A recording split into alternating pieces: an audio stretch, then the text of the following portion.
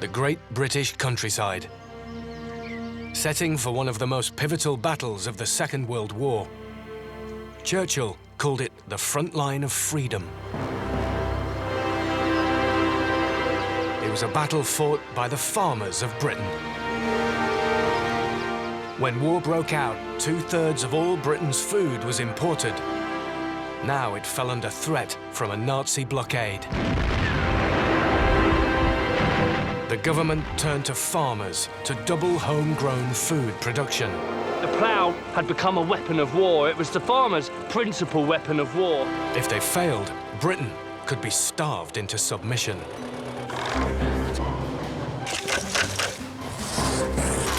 Now archaeologists Alex Langlands and Peter Ginn and historian Ruth Goodman are turning the clock back to the 1940s. Over the next year, they're running Manor Farm in Hampshire, as it would have been during the Second World War. Yes! This time, the team approached 1940, when Britain's cities were bombed by the Nazis in the Blitz. They'll experience how the countryside defended and protected the cities. One at 8,000 Spitfire. Revived old crafts to prepare for the biggest evacuation in history. Peter, what are you doing?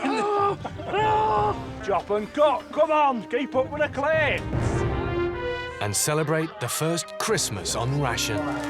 Put it all to the back of your mind and have what fun while you can. The King. This is the untold story of the countryside at war.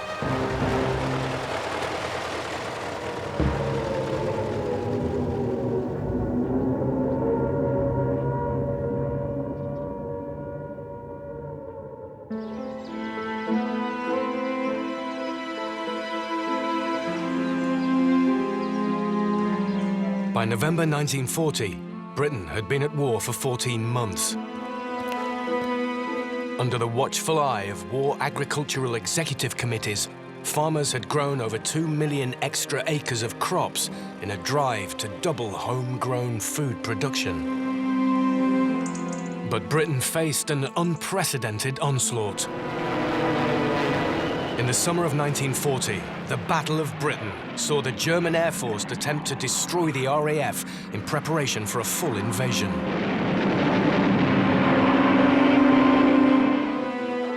They failed, and Prime Minister Winston Churchill saluted the courage of its pilots as a turning point in the war. The gratitude of every home in our island goes out to the British airmen who, undaunted by odds, unwearied in their constant challenge and mortal danger, are turning the tide of the World War by their prowess and by their devotion. Never in the field of human conflict was so much owed by so many to so few.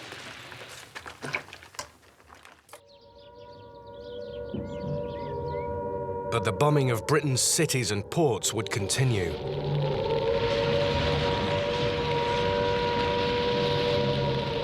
The Blitz killed some 40,000 civilians.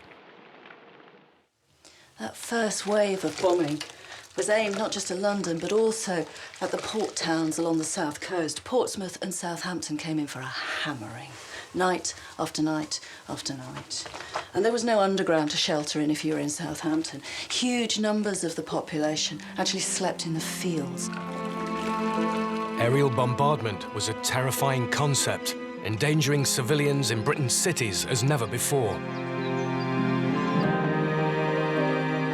So over 3 million women and children were moved to the safety of the countryside. The largest evacuation of people in Britain's history. Farms, with their many outbuildings, were expected to accommodate as many people as possible. Yeah, it's not the best candidate, is it? And that thing there is just too big to even consider heating. Alex and Peter are checking Manor Farm's barns for potential places to accommodate evacuees. This is another candidate. Yeah. There are a few holes on that roof, though. Oh, yeah. It's actually quite significant, really. There's 1, 2, 3, 4. There's 4 holes on this side. To make room for evacuees here, they must make urgent repairs to the roofs of the barns. We just haven't got anywhere near enough beds if we've got all these people coming. So I'm just going to have to knock something up quick. They're going to have to be pretty crude. With imports restricted and factories switching production to weapons, in 1940, everything was in short supply, including furniture. The word was, all these townspeople were on their way. They had nowhere else to go. They were being bombed out of their own homes. And the country suddenly had to absorb huge numbers of extra people. So how'd you do it? You know, where'd you find the facilities? Where'd you find the beds? Where'd you find the bedding? Where'd you find the food? Where'd you find the pots and pans? And it all had to be done so fast. Up and down the countryside, villagers of all sorts were busily gathering together everything they could to accommodate this influx of really rather desperate people.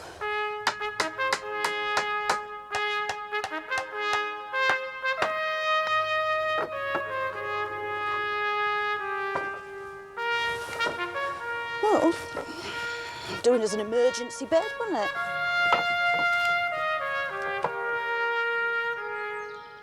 Building materials, too, were in short supply. Bombing destroyed thousands of factories and houses, all of which needed to be repaired. Brick and tile factories couldn't keep up with demand, so people in the countryside revived old crafts to produce them. Good afternoon, gentlemen. Afternoon, lads. Right. How are you? You guys, if you come ready for work. And a picnic. And a picnic. All right, it's just the weather. Alex and Peter need roof tiles to repair the barns for evacuees. So they're calling on experts in traditional crafts, Colin Richards and Mick Krupa. What is it? It's a tile-making machine. That is quite something. It hasn't seen action for a long time, so we're recommissioning it. Can't buy these anymore. This is a bit of a beast. You put clay in one end, and Right. in theory, you get tiles out of the other. How many do you need? Probably a few hundred. Into the hundreds, definitely. Yeah. So we need to get busy then. The first job is to soften the clay from which the tiles will be made. Dance man. Yeah, this needs to be pliable. Otherwise, there's no hope of this going through the machine. Yeah, well, let's get it all in. Get it all in? Yeah. Ooh, good lad.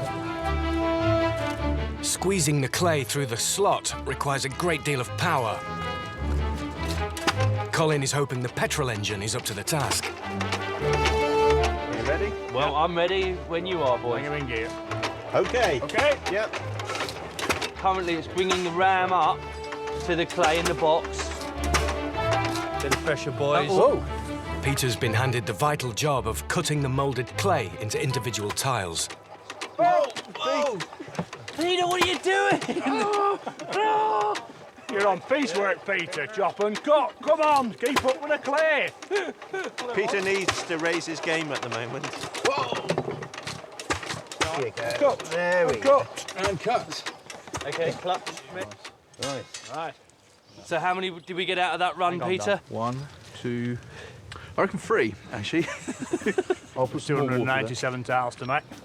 Lid down and let's get on with it. Yeah. Nothing after. Here we go. Oh, look at that. Keep cutting, Peter. After a bomb attack, bricks often remained intact, so could be reused. Tiles, on the other hand, easily shattered, so new ones were in great demand. The war distorted everything, you know, with the damage in the big cities. The brickworks and the tile works were working overtime and there wasn't any spare capacity.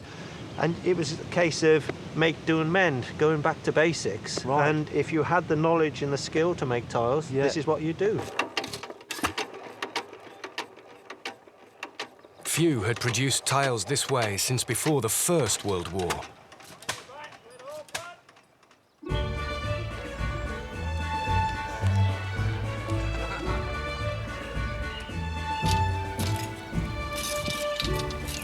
During the war, imports of cotton and linen were severely restricted, so bedding was in short supply.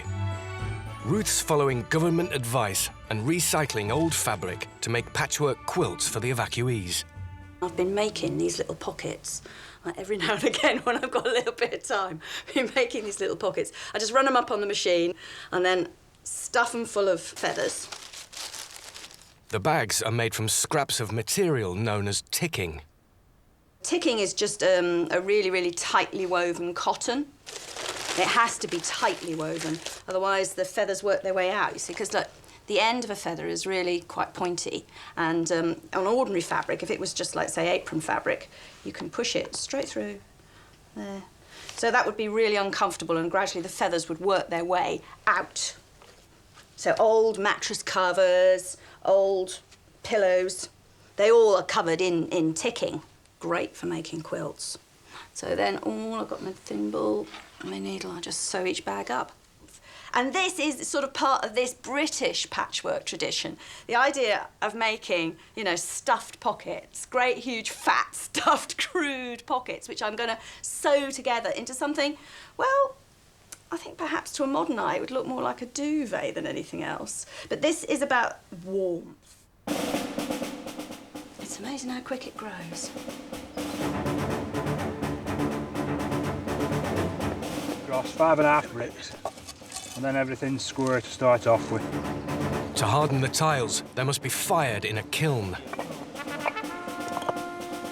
But with no access to industrial kilns, during the war, temporary ones were built, using whatever materials were to hand. Have we got many more to go? No, this is the last layer. What sort of temperature are we looking for here? We're going to need to get up to about 900. 900 degrees? Yeah. That's going to be really difficult, though, isn't it? It is in these conditions. There's, you know, quite a challenge ahead of us, really. In these freezing November conditions, maintaining a constant temperature of 900 degrees requires some clever engineering. We've got to create 4 little chimneys because we need to get the heat all the way around the perimeter of the kiln. And as we move from one corner to another, we can suck the heat across the stack. So the heat is drawn to these 4 corners then. Tease up, guys. That's very kind, thank you. You got to the stage now, your kiln's basically complete, but everything's very, very damp. And we need to dry that out slowly over a couple of hours, because if we drive the heat up too quickly, it's just going to burst them tiles. The kiln must burn for 2 days and 2 nights. This will require over a ton of firewood, gathered from the forest. To help them cut it up, Alex and Peter have dusted off the farm's 1940s power saw. It looks extremely dangerous, Peter. Yeah. Yeah, what is it, the Avon power saw. Have you ever heard of Avon Power Tools? No, no. It's not that company that went into prosthetic limbs, is it? I hate starting these things. Nearly.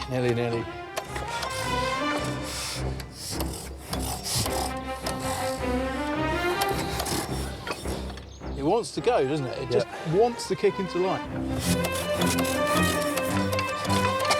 Yes! Yes! Can you use it now? 1, 2, 3. Are you ready? Into gear.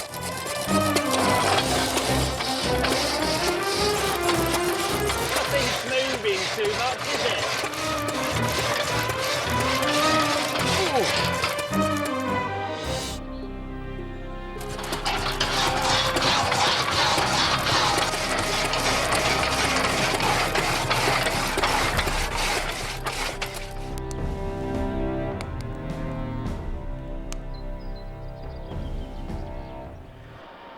Ruth's make-do-and-mend quilts for the evacuees are taking shape. So this 4, when I've done them together there, will fit into that gap.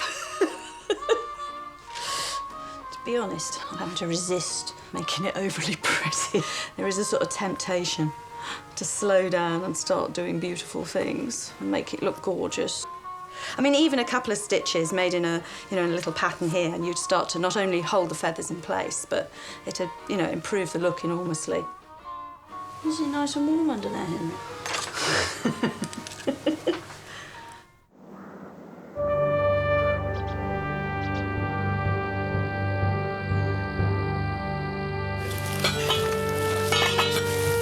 OK, chaps, looks like grub's up.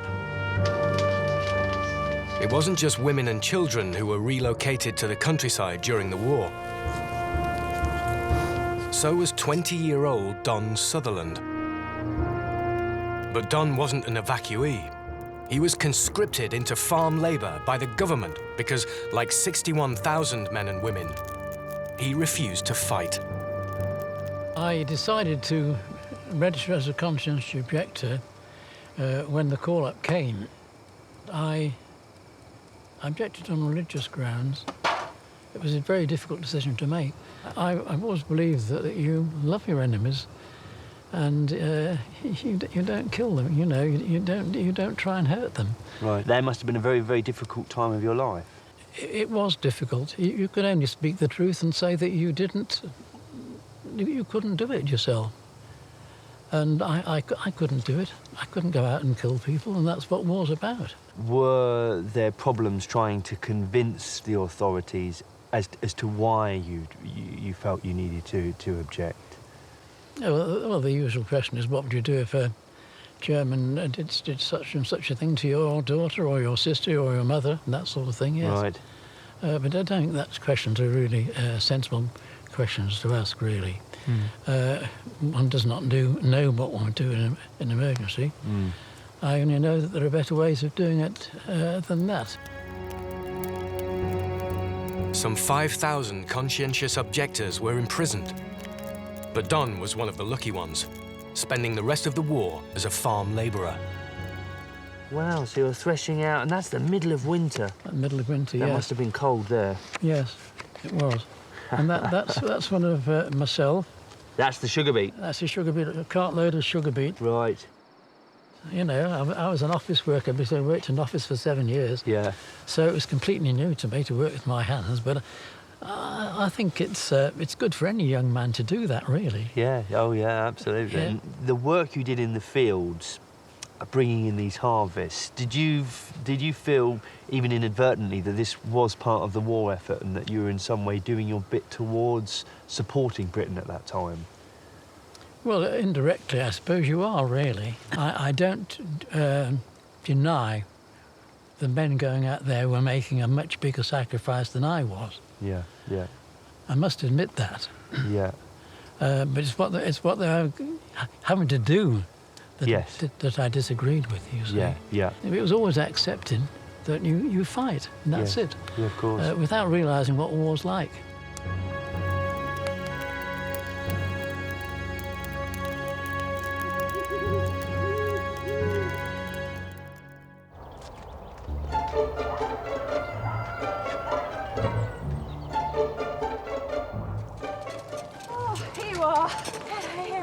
Take that. Thank you. This is Daisy, is it? This is Daisy. Hello, Daisy. By December 1940, the bombing of Southampton and Portsmouth had reached a new intensity. Thousands more evacuees flooded from the cities to the countryside. Bit nervous. Put my best coat on, make a good impression. I don't know who we're getting. Children under 5 were accompanied by their mothers. Welcome to Manor Farm. Who have we got here then? We've got Ernest and Maureen. Welcome to my home. Thank you very much. Someone who remembers evacuees arriving here over 70 years ago is Betty Rudd. I found these mothers and these children, and they were weeping and in a terrible state. The children were crying and feeling miserable. Why can't we go home, Mummy? You know, why do we have to stay here, Mummy? And it was really very tough. And that was my first experience, actually, of evacuees. The government assigned billeting officers in every village to find accommodation for the evacuees. Betty's father was the officer for the area around Manor Farm. Yes, my father's here. Oh, in this long overcoat. Yeah. There were an extraordinary amount of people there with big houses, old-time gentry. They didn't want to know at all. The people, the butlers, we had a fight. They thought they were above it? They did, yes. My father just marched in and that was it.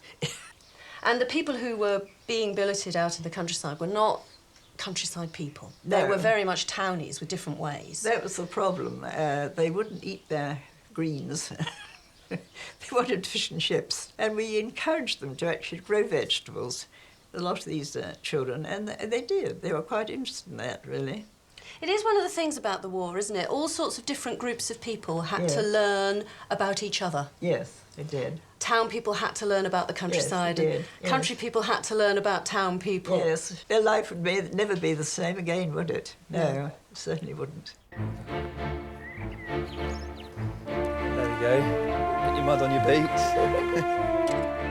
Many evacuated children were put to work, helping farmers to meet the government's demands of doubling food production. Don't get men like this in Portsmouth, do you? For children from the cities, the countryside was full of new encounters. Many had never seen a chicken, cow or pig before. She's a big pig, isn't she? Yeah, she's fat. Not as cute as the others, though. She's not as cute as the others, is she? She's big and scary.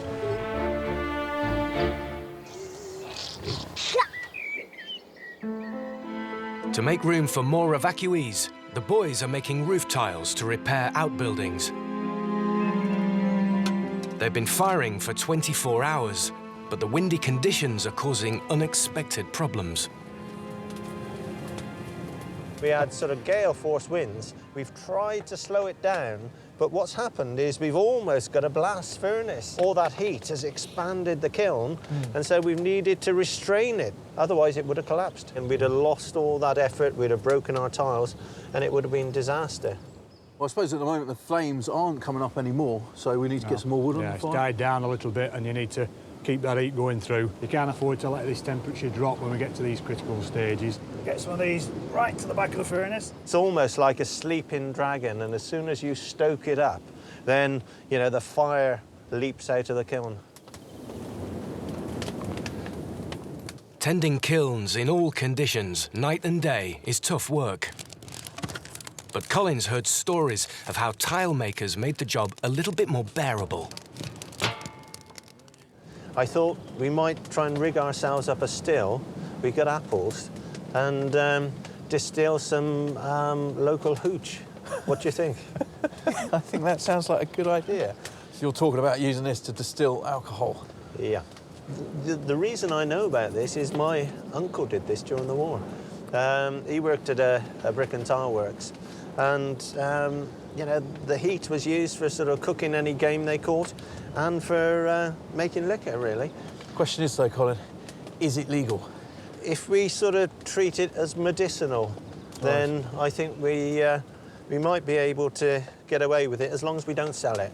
A little drop of medicine to soothe the aches and pains. Alcohol has a lower boiling point than water.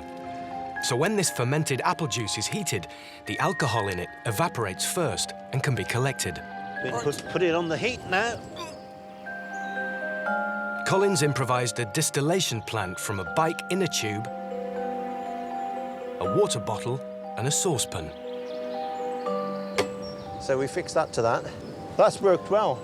Because we're joining metal to metal, the inner tube acts like a gasket. What we're going to do now is use the heat from the kiln to slowly sort of boil the mash that's in there. And with the water bottle, that's going to act as our first condensing chamber. And then the alcohol should come down the pipe, and because it's so cold, this should condense out, so that what we get in here, the drips, is going to be our distilled alcohol.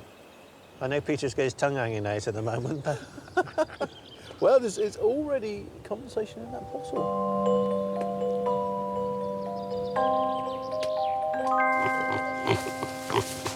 Oh, don't blame her. Look at her, sat all indoors, nice and Oh, neat. she looks lovely. Come and on, my comfortable. lovely. Come on, Snowflake. Hello.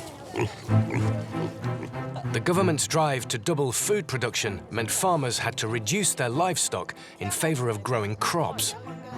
Crops produce considerably more calories per acre than livestock. With meat becoming scarce, the government encouraged people to set up pig clubs. Raised communally on kitchen scraps, half the meat went to the government, with the rest divided up between the members. Good girl. Come on, Snowflake. Their piglet, Shorty, is coming on well. But Ruth and fellow pig club member Debbie Underwood want to breed a replacement for when the time comes to slaughter him. Come on, I've got another treat waiting for you. So she's taken his mother, Snowflake, to spend some time with local boar, Douglas. There's a good girl. Go on, Snowflake. Does she go straight in with Douglas, or does she have to have a few days separate from the piglet before she's introduced to the boar? She come into season 3 days after she's been weaned from her piglets. Right. And so that's what we'll do. We'll put her in now, and that all his hormones will encourage her that in 3 days' time she'll come into ready. season. Come on then, you. Snowflake. Off we go. Come on. Come on. Good girl. But things are not going to plan. Somehow Shorty has escaped to follow his mother. Oh, right. How on earth did you get out, Shorty? Well, we'll have to find where they're escaping from because... That's not good, is it? No, because otherwise I'll just follow her to the boar. The gate's still closed. Look, there's a hole in the wire, look at that. Before we take her to the boar, we're going to have to fix that because otherwise Shorty's going to be straight out of there. Yeah. Always the way. Actually, you might be lucky. Whoa, Yes! look at that. Well done, that woman. Right. Whoa, There we speedy, go. Speedy, speedy. Right. That's Douglas. Him with the hairy chops. Here he is. Hello, gorgeous boy.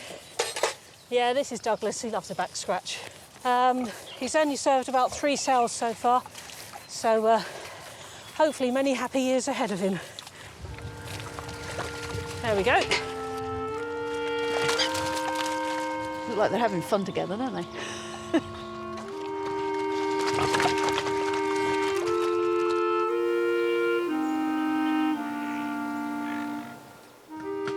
It's the final night tending the tile kiln, and the homemade still has produced a tonic to help the team cope with the cold. Well, we're on our 6th bottle at the moment, so wow, you know, it's really sort of taken off. I think, you know, to toast the kiln, yes, we ought to have a little snifter. Right, okay. Well, that looks clear enough. It certainly does. Lovely. Thank you very much. That's very pleasant.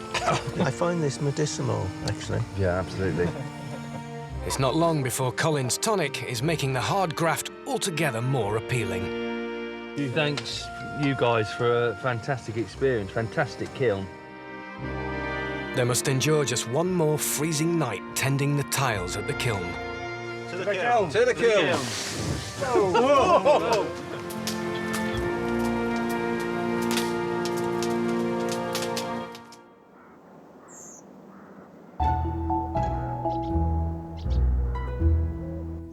Although the government encouraged farmers to cull livestock in favour of growing crops, they made one exception. Come on, girls. Dairy cattle. Time we got you indoors, you know. Milk was seen as essential to the health of the nation, particularly for children. With cold weather on the way, the farm's precious dairy cattle must be taken indoors. The government set strict targets for milk production that dairy farmers had to meet. So keeping the cattle in top condition was paramount. It's not just about keeping the cows fit and healthy, though obviously that's really important. It's also about the quality of the milk, and we have got to keep the quality and the quota, the quantity, up right through the winter. Yeah, that's really important. Come on, you know the way. Over winter, the cattle will be fed silage, fermented vegetation made by Alex and Peter. Go on then, on you go. Good girls. Sarah, move. I'm always amazed how much you can taste what a cow's been eating in the milk. Yes, there's a definite difference, isn't there? Isn't there just? Of course, another reason we need to look after them is they're all in calf. Yeah. So they're all due next spring, so we want to take good care of them. She looks like she's got twins. She's huge, isn't she? After 2 days of firing, the kiln is left to cool, and the tiles to repair the barns for evacuees should be ready. There's been an awful lot of work that's gone into making this kiln, into firing these tiles, into making the tiles. Yeah. And we have no idea what the results are. One false move with a brick, if Colin slips and it lands on the tiles, we could smash a whole load of them. Colin's concerned that the harsh winter conditions may have affected the firing of the tiles. So what we're looking for is a ring like a bell.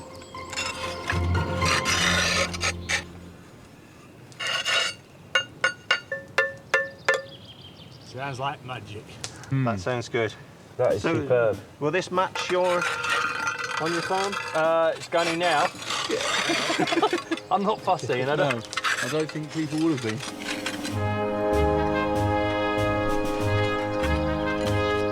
That's a good bunch of tiles, is that? And all homemade.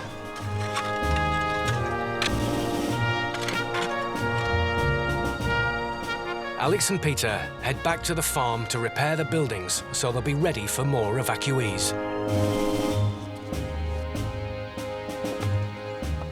Well, you're a braver man than me, Alex.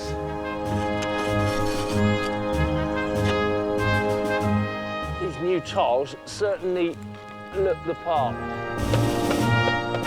I think we've probably used the best part of 20, 30 on this side of the building. Leaves us with a couple of hundred for some of the major farm buildings.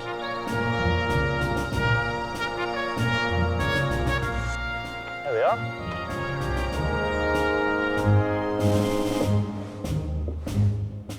With the roof repaired, Alex and Peter furnish the building with Ruth's beds and quilts.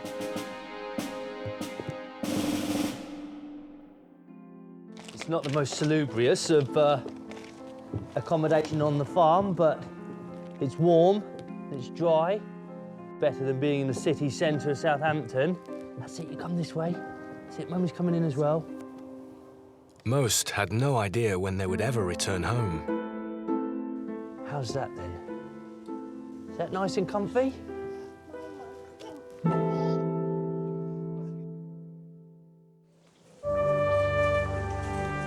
Although rural areas like this were seen as safe havens, they weren't necessarily quite as safe as they first appeared. There was a top-secret operation to lure enemy bombers away from the cities and into the countryside, codenamed Operation Starfish. Well, I think this is the remnants of the command post of Starfish, or at least the Starfish in this area. Only the first wave of German bombers were fitted with navigation systems. They dropped firebombs on the target, lighting the way for the heavy bombers. But by lighting decoy fires in the countryside, the bombers could be led off target. Very, very thick concrete, reinforced. From this armoured bunker on Manor Farm, the decoy operation was put into action. So that's the itch in there, isn't it, with all the sort of industrial zones of Southampton. Yeah. The place that the German bombers really want to target. Yeah, now if you go a little bit further east, you've got a similar bend in the river. So in the landscape, it looks almost identical, yet other bombers are going to be drawn to that site. And instead of raining their bombs down on a city centre, on people and on industrial heartlands, they're actually raining their bombs down on fields. OK, and what have we got there? Manor Farm. Here, decoy fires would have been ignited once the incendiary fires in Southampton were under control. But this wasn't the only way the countryside helped protect cities from German bombers. So this is the Royal Observer Corps. That's right, yes. And we're part of the Royal Air Force, and we provide the overland observation service for them because their radar only looks out to sea. Neville Cullingford served in the Royal Observers. The table you see here, the map, this is a small segment of the main map on the control table at Winchester. So that's our little piece of the Basically what's within visual range of us. So you see the young women with their long sticks and the boards and they're pushing things around on a board. We're providing the information for those girls. That's right. She will be putting your plots on the table that we've observed from here. A huge network of civilian volunteers operated like a human radar, 24 hours a day, tracking enemy aircraft. In the countryside, this job often fell to farmers. You actually had to have somebody out here on duty, out in the open. If it was I pouring mean, this with is rain, basically standing in a field all night, isn't it? standing in the field all night. We did have quite a sad number of the older men who actually died of pneumonia because Really? so Just got so cold. You really felt you were doing your bit if you were stood out here. That's right. And seeing the planes go over, doing something about it. that's right. And the ones that the RAF weren't able to shoot down were hopefully decoyed by the local Starfish site so that they actually drop their bombs in, you know, on a poor farmer's field or on his farm as Rather opposed than to on a a city. whole load of people. Yeah. Decoy fires were often just simple wooden baskets filled with flammable material. We're just knocking up some baskets a la Mode 1 Operation Starfish. Overseeing the operation is military expert Jerry Sutcliffe. Well, and you? Good to see you again. Good to see you. Excellent. Have you worked out how to set them off yet? Well, I was going to try and do it remotely by remotely sending Peter over here with a match, but I have a feeling that would take the best part of the night to try and get them all lit. We can arrange something with some batteries and some pieces of wire. Current should go down, which will heat up the fuse. OK. Which will go bang, and hopefully the rest of it will go with it. So we can be actually sat quite a way away then. That's the idea.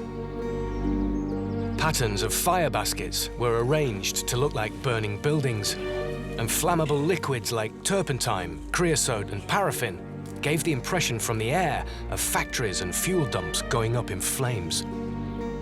All right, that's nice. That should catch quick. If you stick some of the inflammable liquids and that on there, I can get it wired up.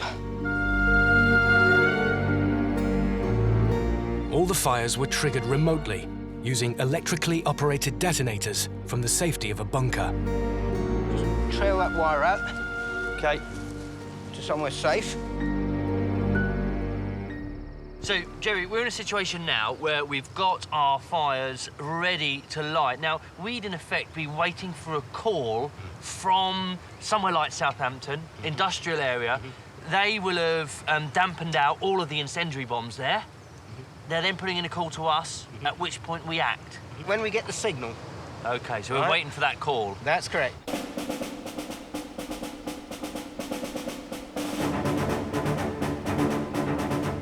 Neville's teaching Ruth how the Royal Observers tracked and identified aircraft.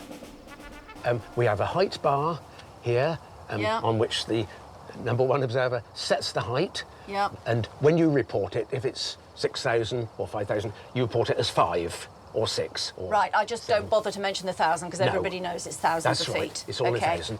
All #1 does is to sight the aircraft and follow it round.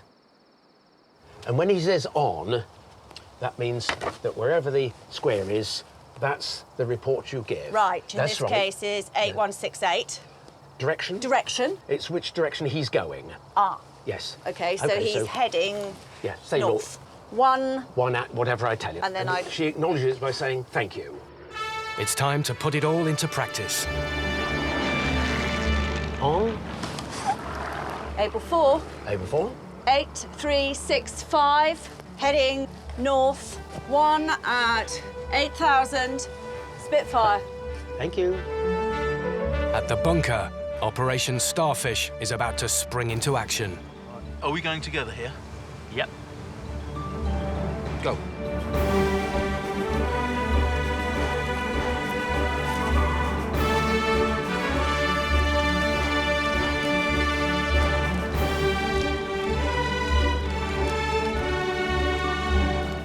If all went to plan, bombs would have soon been raining down here on the fields of Manor Farm rather than on Southampton. It's difficult, really, to measure the success of Operation Starfish. You know, in many ways, you look at Southampton today and it is an absolute shadow of the city it was before the Luftwaffe razed it to the ground. Really, they flattened the entire city, so it can't have been that effective. But at the same time, if Operation Starfish saved just one life, then it was worthwhile.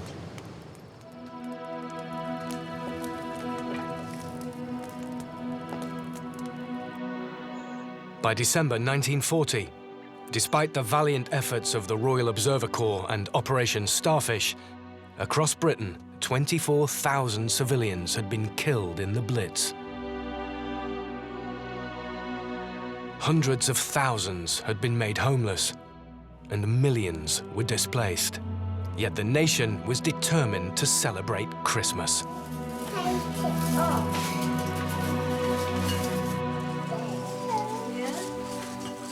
It really was the only sort of unifying celebration that you got during the war. I mean, bonfire night obviously had to be cancelled.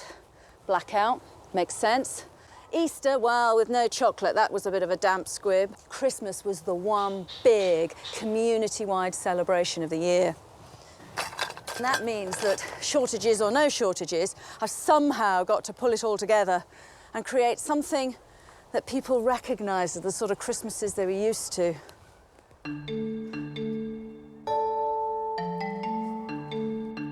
So Ruth's planning a Christmas meal and dance. She's keeping the evacuees occupied by making decorations for the cottage. Oh, good, you are nice and careful. I thought you'd be the lad for the job. So many town children who are, you know, trying to get used to country living for the first time in their lives. You also get the fact that many of the hosts out in the countryside were trying to get used to children. Not just town children, but any children. There was no sort of rhyme nor reason, really, to the billeting. And people who were lifelong bachelors suddenly found themselves with a house full of kids. So good job I know some things how to keep you lot occupied, isn't it? That's looking nice, I like this. Alex is also preparing for Christmas. With factories working overtime on the war effort, toys were in very short supply. The government came to the rescue with advice on how to make your own. I've got a pamphlet here. This is called Improvised Toys for Nurseries and Refugee Camps. These are the sort of toys that would put a smile on my face today. Here we've got a little horse you can ride on, and a rocking horse, and it gives you all the patterns. And here, these are from cotton reels. This little man here is made entirely out of cotton reels. And I like that one, though. That's a dragon. Taking inspiration from the pamphlet, Alex is making a Spitfire out of old tin cans. I've already made the prop. This is the propeller. I've got an old roofing nail there, which I'm going to somehow fix in there so that that spins. But I'm just hoping that, you know, these toys bring a bit of light relief during our wartime Christmas celebrations. And there's actually a lovely line in here which says,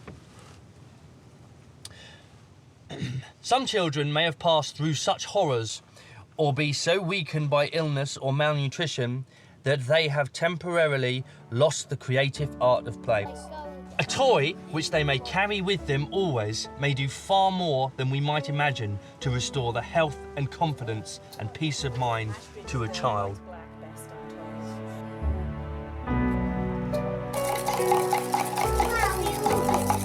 So what we're trying to make is fake sparkly snow. It's like glitter, it's like cheap form of glitter. Like so many other things, actual glitter was in short supply. I mean, you can hardly justify having a glitter-making factory during wartime, can you? I've got a load of Epsom salts here, and then I just want as little amount of water as I possibly can to make them all dissolve. There we go. Look at that. Scarcely liquid. Do you fancy a bit of sparkly on your lanterns? Yeah, I think it'd be nice. Yeah.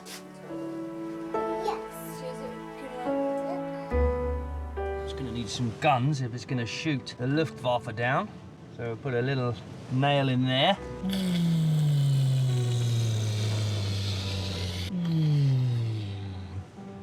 A shame to give this away.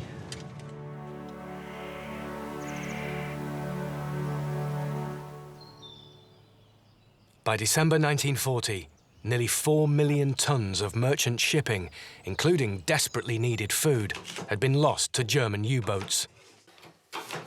The usual Christmas fare of turkey had become scarce as farmers turned away from livestock in favour of crops. So the government suggested an alternative. I've plumped for something that the Ministry of Food suggested. Something called a murky. Dreadful sounding name, isn't it? That's awful. It's a mock turkey. And these parsnips, they'll be his legs.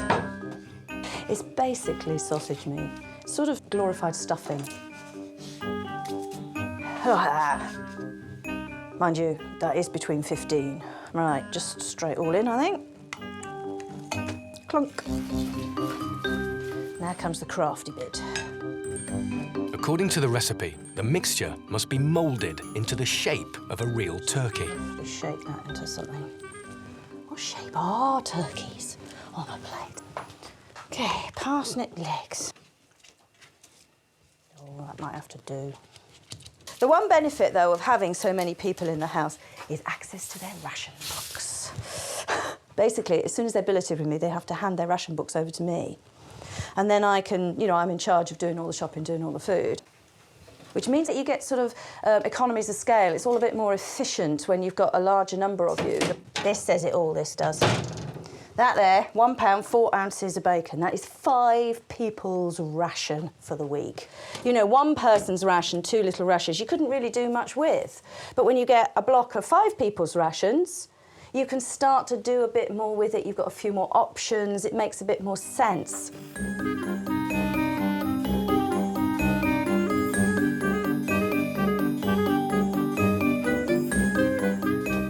There he goes, one mock turkey. Ready for the oven. As well as caring for evacuees, the farm work must go on. Now the cows are inside for winter, they need mucking out daily.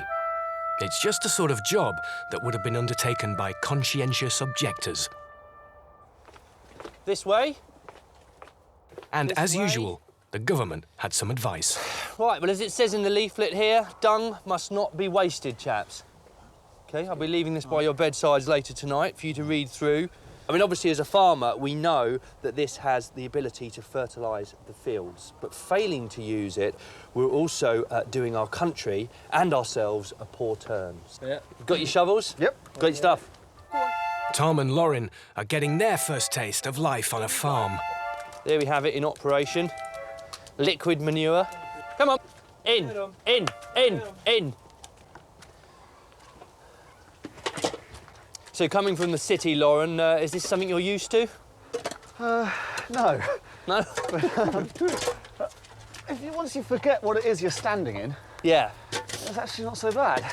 Yeah. The great thing about farmyard smells is the longer you spend with them, the less you notice them. And once this had been the mainstay of all fertilising on farms. But it had been superseded, really, by artificial fertilisers, which it was just sort of cheaper to buy in. But many of the fertilisers, things like potash, for example, had come from places like Germany.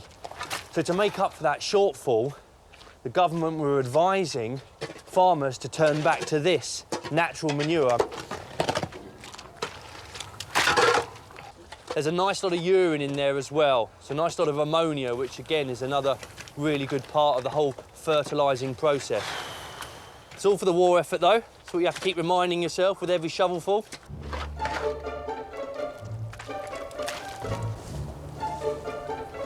Hold that Hold the book while we... To the ball of foot. Ooh! Think about, where are you reading?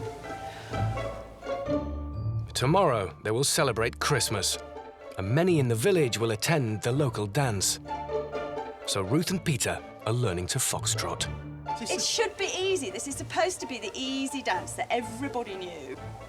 It's not quite the pogo, is it? It's not quite. Dancer Lisa McLean has come along to teach Ruth and Peter the steps. Help. Hi. Hello. We really need your help. What's the matter? Well, we've been trying to learn the foxtrot. We got the book, and we've been, we're not going very far, though, really, have we? I'm not surprised. You really are not going to learn from that. So you think I should just ditch the book? I should. Throw it. The foxtrot was developed in 1920s New York, and during the war reached the peak of its popularity. Let's try it. So 2 slow walks forward. So it's slow, slow, quick, quick, slow, slow, quick, quick, slow, slow, quick, quick. Easy, eh? Why don't you try it together? Is that it? That's it. Right. Ready? Here we go. Slow, slow, quick, quick, slow, slow, quick, quick. Very good. Up until the 1950s, the foxtrot was the most popular dance, and early rock and roll records were categorized as foxtrots. Slow, quick, quick. So would absolutely everybody be able to do this? Everybody would have known this dance. It was a really, really social thing to do. It's quite chatty though. You can actually chat while you're dancing, can't you? You're not leading. Slow, slow, quick, quick, slow. Oh, you're turning the wrong way now. Oh, no! Oh, no! Disaster has struck.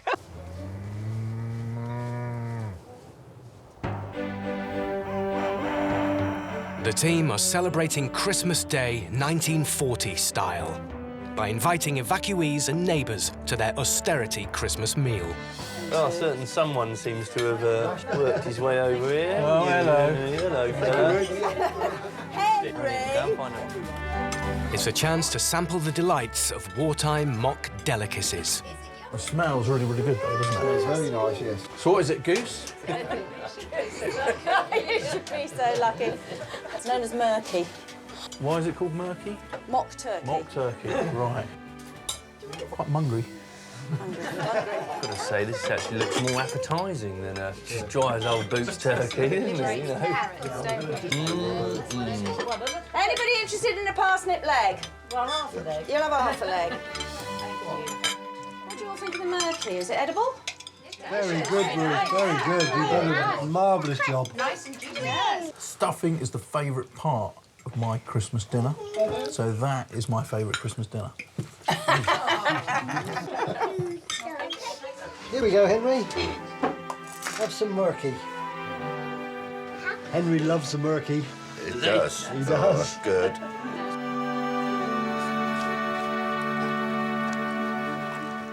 I think that brings us round to present time, doesn't it? That's for gobbling down your mince pie. There we go. Happy Christmas, Finn. Ryan as well.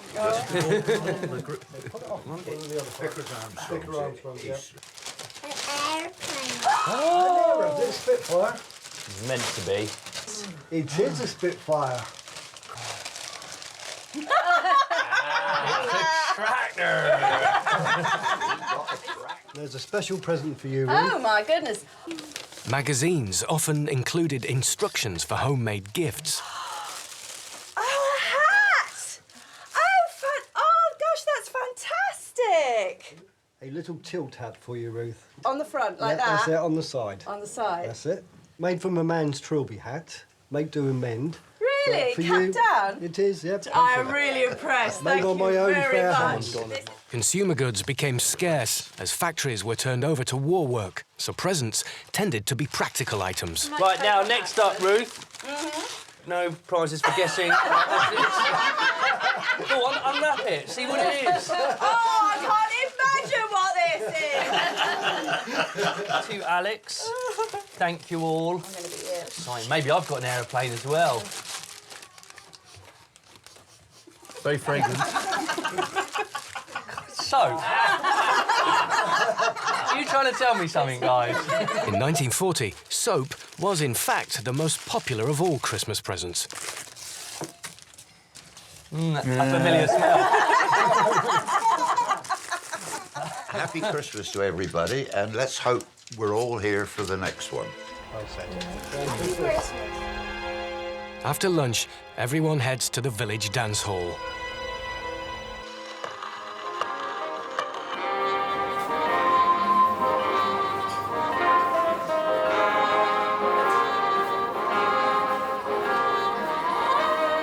It was a chance, just for a few hours, to forget the horrors of war.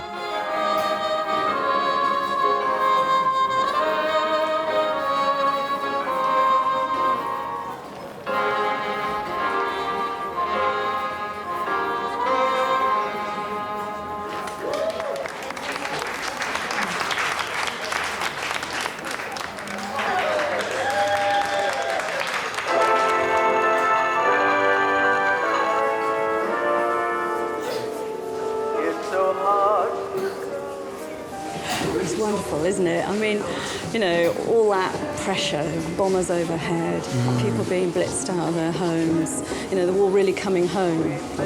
And then suddenly, you can just forget it all. Yeah, well, that's the thing. There's no way I can imagine the stress that everyone was under during the war, but I can see how this would have been such a release. Yes, you can, can't you? I mean, people are losing their loved ones by this point. People are being bombed out of their homes. The whole hardness of war is really starting to bite home.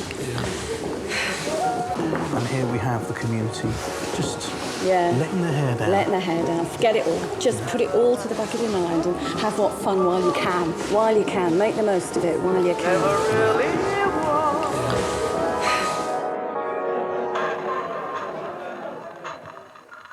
Ladies and gentlemen, the King. The King. The King. And to absent friends. God save our gracious King. Long live our noble King. God save the King. Send him victorious, happy and glorious, long to reign over us. God save the King. Hear, hear. Hear, hear.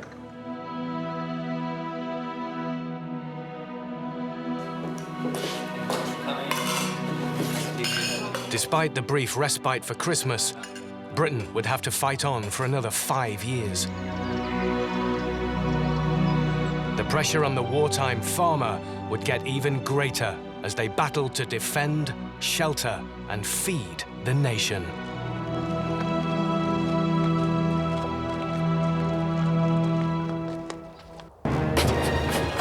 Next time, the team faced the conditions of 1941, when the Nazis engulfed Europe and demands on farmers increased. The farm gets a government inspection. Kind of like the iron fist in the velvet glove. Production steps up. I am an absolute bag of bones! And in the darkness of war, there's new life on the wartime farm.